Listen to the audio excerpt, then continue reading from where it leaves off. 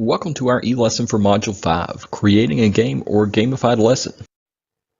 The objective for this module is just one. We're going to create an educational game or gamified lesson based on best practices. So really for this e-lesson, we're going to go through a few of the things that you need to include, along with the only reading resource for this week. This will be a fairly short e-lesson, but the content for this week requires probably more time in the assignment since you'll be creating a game or gamified lesson. So moving along with gamification in education, this first article, which is the only one that you are focused in on to read, goes through examples of gamification in education. So take the time to really go through and look at each of those examples. Each of them are very good with giving you ideas on how you can incorporate gaming in education. So please don't think that this is going to be one of those weeks where I can skim through. I mean, there's a lot of good material just in that one resource. So take the time to go through that.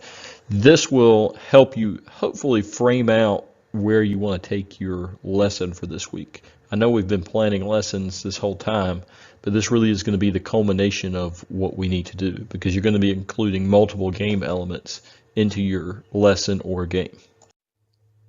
Just to review through some of the game elements that you can include in gamification and gaming, progress is one of those things that you can include so that students can track their own progress, and a sense of progress is a very valuable psychological resource because if you can see yourself making progress in your work, you're much more likely to continue your work. Much like in this course, there's a progress bar at the bottom so that you can track your progress in each module and within the course. Also, the concept of progress goes hand in hand with points earned. So you started out this course with 0 points, and throughout you've gained points. I haven't deducted any points from your scores. You've only gained the points that you earned through completing the assignments. Then we have rewards. Rewards are those things that students can get for completing a certain level. So your reward for successfully completing this course is you'll actually get a digital badge that you can attach to your email. So rewards are some of those things that are very valuable to incorporate within class. Then we have competition.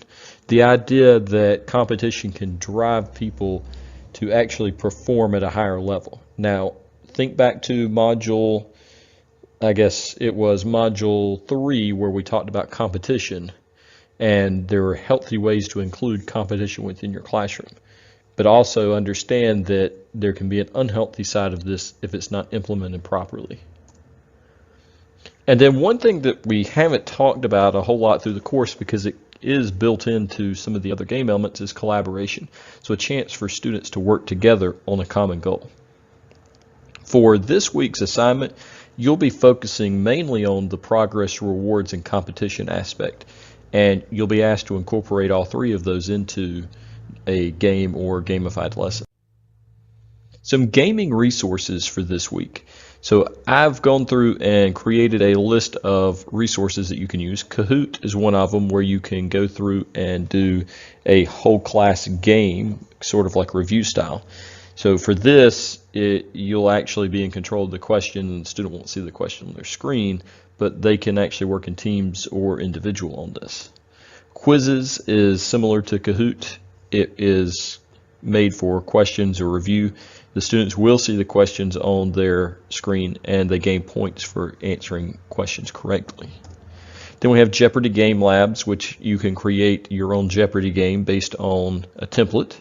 Classcraft, which takes some elements of gaming and actually incorporates it into your class. You just set up what you want to give points for in progress, and it allows that to go through. Prodigy is similar to Classcraft, except it's only for math. It works really well for K-5. Now, above K-5 education, it doesn't work all that well because the content really is geared more towards elementary school. Quizlet is another one that you can build in content, and it will create flashcards and then different games that go along with those flashcards. And Flippity is something that is built into a Google Sheet. It's actually an add-on for a Google Sheet, and you can create games based on information you put into a Google Sheet. So these are just a few resources. I don't want you to think that this is the end-all be-all of all the resources there are, because there are plenty more out there, but there's no need to incorporate a comprehensive list of every single gaming resource. This will get you started, and if you have questions about a resource or you find something you want to use, feel free to contact me and we can discuss kind of how you want to use that. So the next steps, make sure you go through and complete the discussion. I think that'll really help you frame out the assignment for this week. You need to complete the assignment. I would look at that as soon as possible because this assignment will take you a little bit longer than the other assignments. And then you'll need to complete the reflection. After the reflection, we do have a course evaluation since this is our final module. So after you've done the reflection, please take the time to go through and complete the course evaluation so that we can hopefully improve this course in the future. If you have any questions while you're working on this content this week, feel free to contact me.